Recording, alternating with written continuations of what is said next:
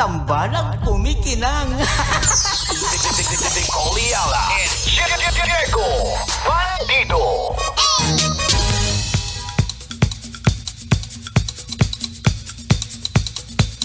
Hey!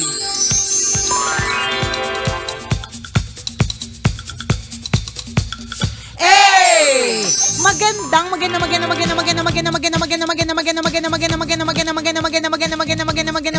tanghali.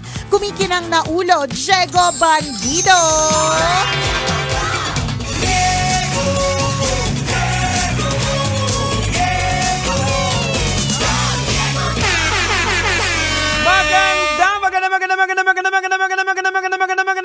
Magandang tanghali, kumikinang ina!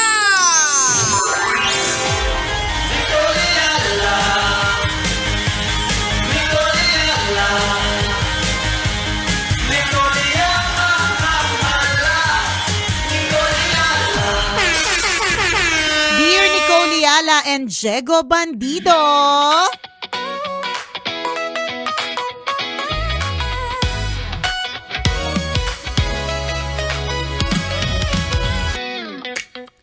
Ano po ba ang dapat kong gawin? Kasi po, nape-pressure na po ako na maging parte ng Santa Cruzan.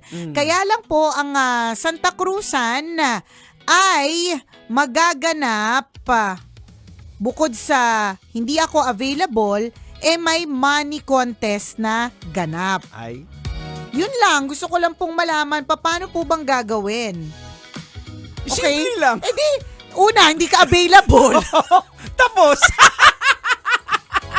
Bakit ba natin ang dami namin problema sa mundo. Dumagdag ka ba? Dumagdag ka pa eh. Ganito lang yan. Okay, tanggalin na natin yung part ng money contest. Sige. Tanggalin na natin.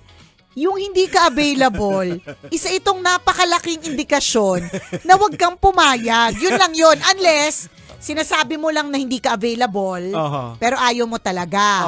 'Di ba? Ikaw naman nakakaalam diyan eh. Pero ganoon lang kasimple, parang katulad sa amin. Kapag ka tinanong kami kung pwede kami mag-host ng event o kaya mag-conduct ng talk or seminar, ang unang tinatanong namin is, kailan ba yan? Ganun lang kasimple. Kung available ba kami. Kasi kung kahit na gaano ka tindi at importante pa yan, kung talagang sadyang hindi swak sa schedule, hindi rin siya matutuloy. So, simplehan lang po natin ang buhay, mga kabisyo. Yung mga ganitong klase mga bagay. Nagdagdag ka pa sa isipin ni Nicole Ayala. Problemahin ko pa ba yan? Nakakaloka ka!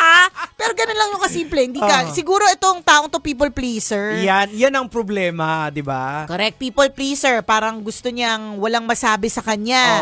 So parang siguro, baka ang line of questioning dapat is, dapat ko bang i-let go yung una kong commitment para pagbigyan to? And if yes, paano naman? Money contest pala, correct, di ba? So dalawang bagay.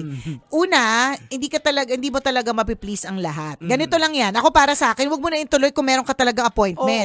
Kasi tingnan mo, kung bawa ituloy mo, tapos hindi mo rin carry yung money contest kasi bonggahan yung mga magsusponsor dun sa mga kalaban or whatever. Correct. 'Di ba? Di talo ka din. O di okay na yung may isa silang sinabi na hindi naman yung pumayag. Tapos hindi ka pa nagastusan. Tapos kung itutuloy mo dahil nga may money contest, ang mangyayari dyan ngayon, mag-PPM ka uli kay Nicole. Correct, manunulisit ka. Tapos, sasama loob mo kasi syempre hindi ka pagbibigyan. Diba? O tingnan mo, dinamay mo pa kami. Yun eh. So para sa akin, the fact that you are not available only says that you shouldn't go. Bakit mo ipupush kung di ka talaga available? Pangalawa, problema mo talaga yung pagiging money contest nito. Ganun talaga yun. May mga ganyan talaga. Diba? Sabi nga daw nila, di ko naman sure if I can confirm this. But, madaming, kunyari, pageant, 'di ba? Kunyari sa isang lugar. 'Di ba? Madami na kasi pwede magpaganda ngayon eh. Madami na rin pwede mag-aral para maging matalino. Pero merong maganda na matalino pero walang pera. Ayan. Pero dahil wala silang pera, pambili ng gown, pang-hire ng team, ganyan. Hindi rin sila makakalaban. Yun lang. Kasi money contest din siya. Kasi kailangan meron ka rin talagang budget pag sumali ka sa mga ganyan. Di ba? Hindi na siya talaga beauty and brains lang. Ayan. Kasi syempre, di ba, ewan ko kung mapapansin ninyo, may mga sponsors na, may mga voting na 'di ba, may mga Tama. voting. O, Correct. kung wala kang pang vote, Oo. talo ka na kagad. Kasi 'di ba minsan may gano'n na parang makakasama ka sa top 10. Kung meron kang top vote, parang ang nagpasok sa doon ay vote ng mga tao. Di perahan din siya. So pera-pera na lang. Pera-pera din Hindi siya. siya magandang ng contest Actually, yung pera-pera Correct. Pero nagigets naman din natin Oo, na yung mga iba. nagre-raise ng Nagre-raise fund. ng Oo, funds. oo. O kaya para makontinue yung ganitong klase mga pa-event, kailangan din talaga may pera. Oo. Yun din talaga. Well, good for the organization but dun sa mga individuals na sumasali, Yun lang. hindi siya maganda kasi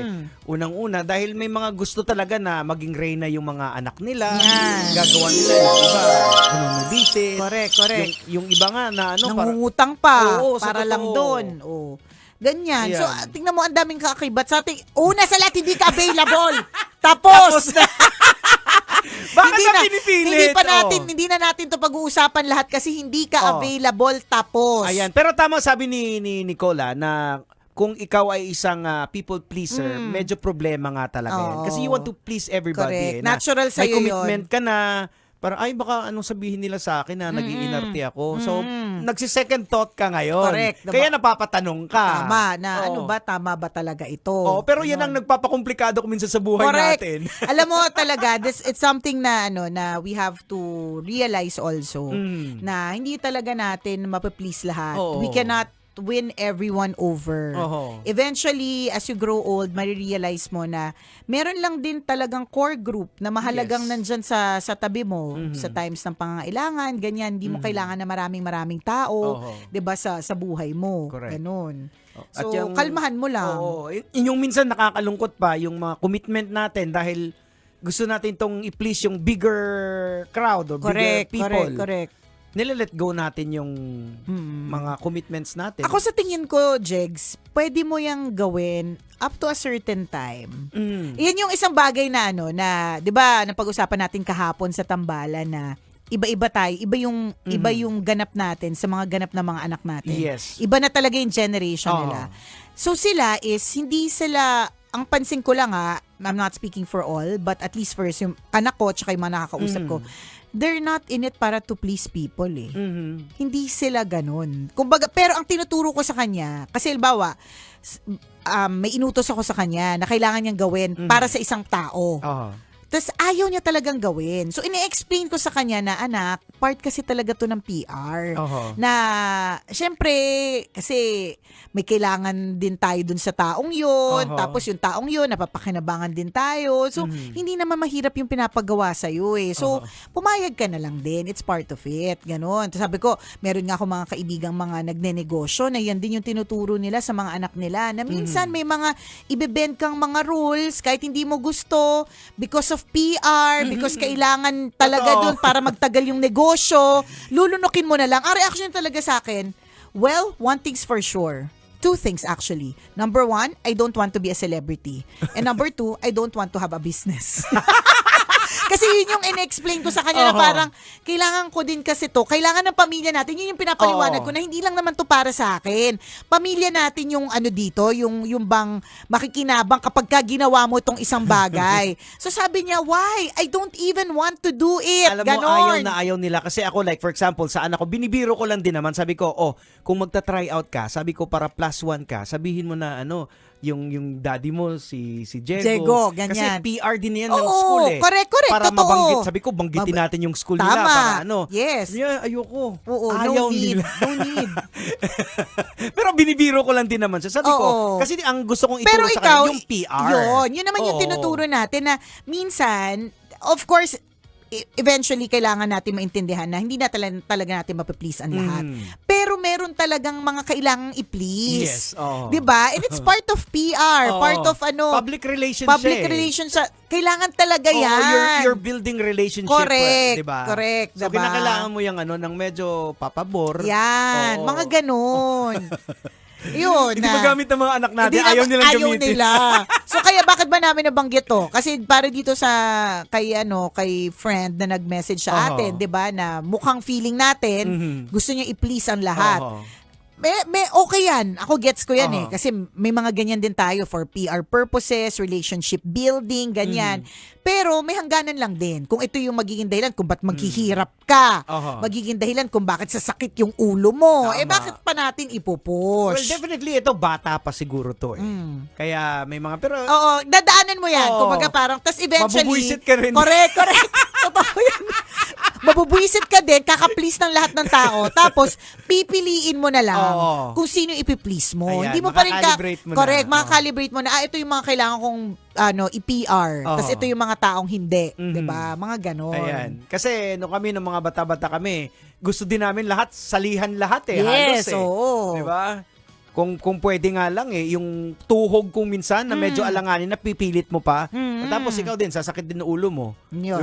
Diba? O, maano mo rin in time. Tsaka hindi, ito as a last advice, I don't think, hopefully, hindi naman itong huling Santa Cruzan ninyo. Oo. Mm. Diba? Maaaring meron pang next year. Diba? We pray na abutin mo yung isa pang next year Oo. para by that time, mas napaghandaan mo. Ready ka na. Available ka! Tama. Doon tayo ulit babalik. Yun talaga.